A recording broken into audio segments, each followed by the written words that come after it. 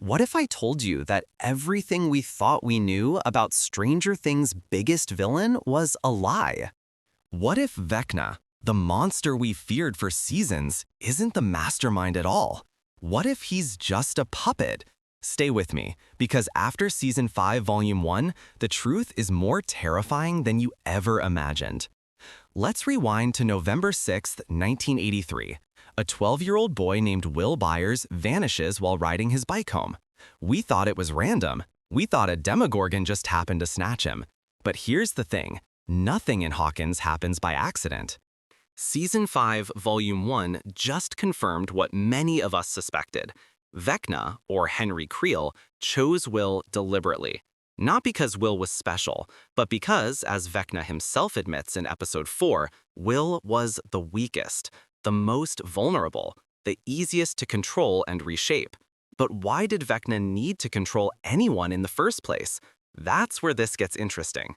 Back in Season 2, we meet the Mind Flayer for the first time. This massive shadow monster in the sky, this interdimensional spider-like entity that possesses Will and uses him as a spy. We watched in horror as Will struggled against this foreign presence inside him, as Joyce had to burn it out of him with heat. The Mind Flayer seemed unstoppable, ancient, intelligent beyond comprehension. Then, Season 4 arrives and flips everything. Vecna reveals his origin story. Henry Creel. Experiment 1, the first child with powers, banished to the Upside Down by 11. And here's where the show told us Vecna found the Mind Flayer's particles floating aimlessly and shaped them into the spider form we recognize. He claimed he gave it purpose, gave it form, gave it consciousness. Vecna positioned himself as the architect, the creator, the god of the Upside Down. But here's the problem. That story never quite added up. If Vecna created and controlled the Mind Flayer, why did it feel so ancient? Why did it seem to have its own agenda? Why, in Season 3, did the Mind Flayer seem so desperately focused on killing 11, even willing to sacrifice its entire physical form? And most importantly, why does Henry Creel, even before becoming Vecna, show signs of possession? This is where the stage play Stranger Things: The First Shadow changes everything. The play, which is completely canon according to the Duffer Brothers, takes us back to 1959. Young Henry Creel moves to Hawkins with his family, and here's the revelation that shatters everything. Henry doesn't develop powers naturally. The Mind Flayer chooses him. A dark shadow, an ancient entity from another dimension, latches onto this troubled boy and gives him abilities. The play strongly implies that the Mind Flayer has been manipulating Henry from the very beginning. Henry thinks he's special, thinks he's in control, thinks he's reshaping the world. But what if he's been the Mind Flayer's vessel all along? Now let's jump to Season 5, Volume 1, which premiered just 2 weeks ago. The first 4 episodes drop bombshell after bombshell. Will, who's been connected to the Upside Down since Season 1, starts experiencing visions. He taps into what the Duffer Brothers call the hive mind, the collective consciousness that controls all Upside Down creatures. In Episode 4, during the battle at the Military Access Control Zone, something extraordinary happens. Will doesn't just sense the hive mind, he accesses it. He channels Vecna's own powers and uses them against the Demogorgons. The Duffer Brothers confirmed in their Variety interview that Will doesn't have his own powers. He's channeling Vecna's abilities through their psychic connection. But here's the twist. If Will can access Vecna's powers through the hive mind, who else might be accessing whose powers? Let's talk about what the hive mind really means. Throughout the series, we've seen that every creature in the Upside Down is connected. Demogorgons, Demodogs, the vines, the particles, all moving with one purpose. We assumed Vecna controlled it all. But what if Vecna is just another node in the network? What if the Mind Flayer is the network itself? Think about it. When Will was possessed in Season 2, he wasn't just connected to Vecna. Vecna didn't even have a physical form yet, trapped in his mindscape lair. Will was connected to something older, something that existed before Vecna ever arrived in the Upside Down. Season 4 showed us that when Eleven banished Henry to the Upside Down in 1979, he found a barren wasteland with floating particles. He claims he shaped those particles into the Mind Flayer, but the first shadow reveals that the Mind Flayer already had consciousness back in 1959, 20 years earlier. It was already manipulating Henry as a child. So when adult Vecna encounters the Mind Flayer's particles in the Upside Down and shapes them into a spider, who's really shaping who? Is Vecna molding the Mind Flayer to his will? Or is the Mind Flayer allowing Vecna to think he's in control while it uses him as its physical anchor in our dimension? Here's where it gets even more disturbing. Vecna's entire plan revolves around opening gates and merging dimensions. He killed Chrissy, Fred, Patrick, and Max to create 4 gates that converge. He wants to reshape reality itself. But think about what that actually means. If the dimensions merge, the Mind Flayer gains permanent access to our world. Not just through gates that can be closed, not just through possessed hosts, but completely and permanently. Vecna thinks he's conquering our world, but what if he's just opening the door for something far worse? Season 5, Volume 1 gives us another crucial clue. Vecna reveals he's kidnapping 12 children. He calls them perfect vessels. He needs them for his plan to refashion the world. But vessels for what? For his consciousness? Or for something else?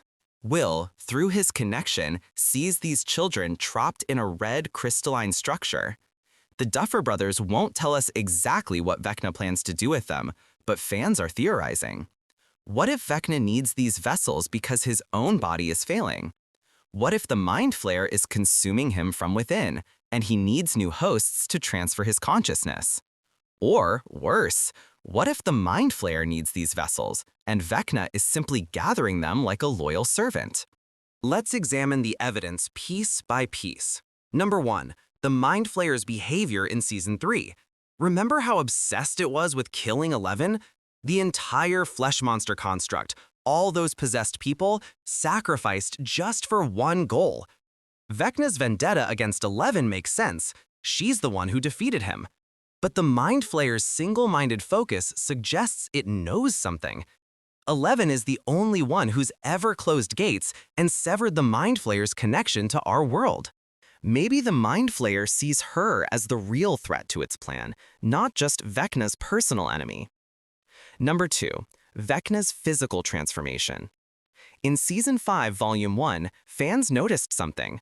Vecna looks different. More muscular, more powerful, more monstrous. His body is changing, evolving, becoming less human. Is this Vecna growing stronger? Or is this the Mind Flayer's true form slowly emerging through him? The more Vecna uses his powers, the more he merges with the Upside Down, the less human he becomes. At what point does Henry Creel cease to exist entirely, leaving only the Mind Flayer wearing his face? Number 3. The parallel between Will and Vecna. Both were chosen.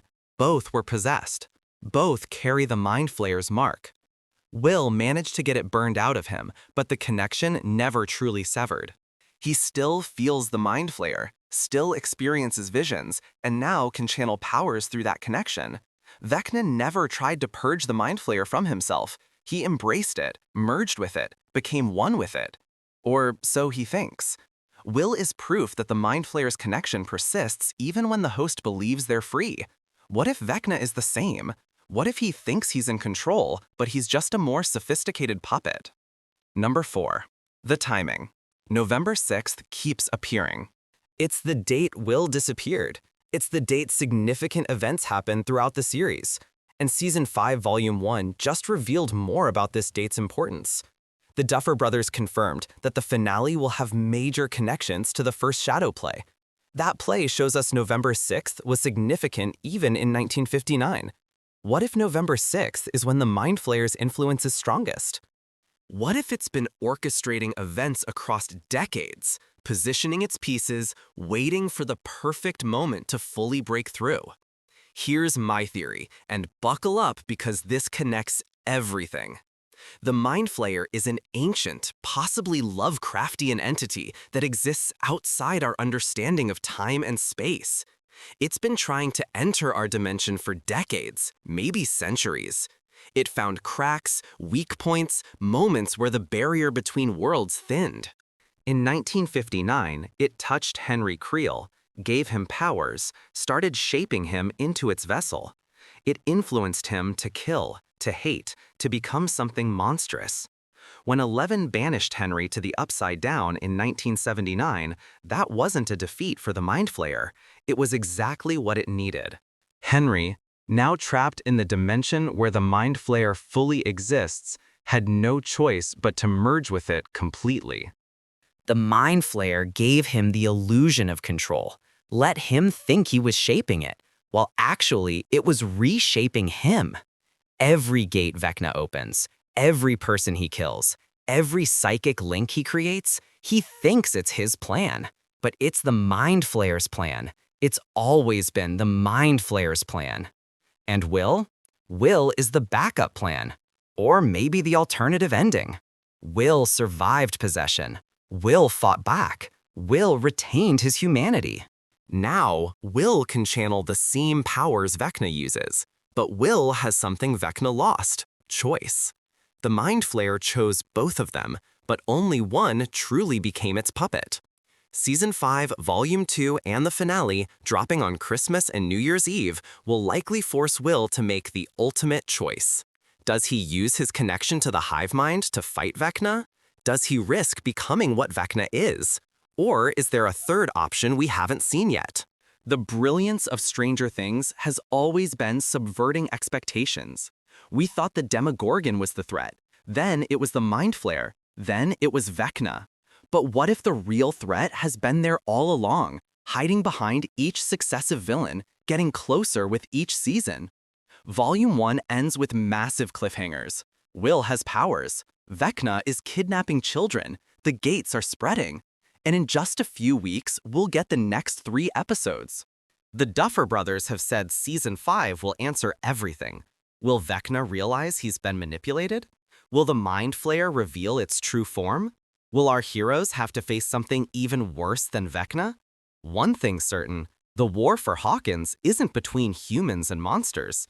It's between puppets and the puppet master. And we're about to find out who's really pulling the strings. Volume 2 drops on Christmas Day. The finale arrives New Year's Eve.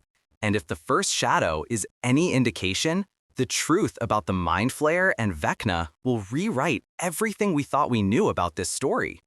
The question isn't who's more powerful. The question is, who was ever really in control?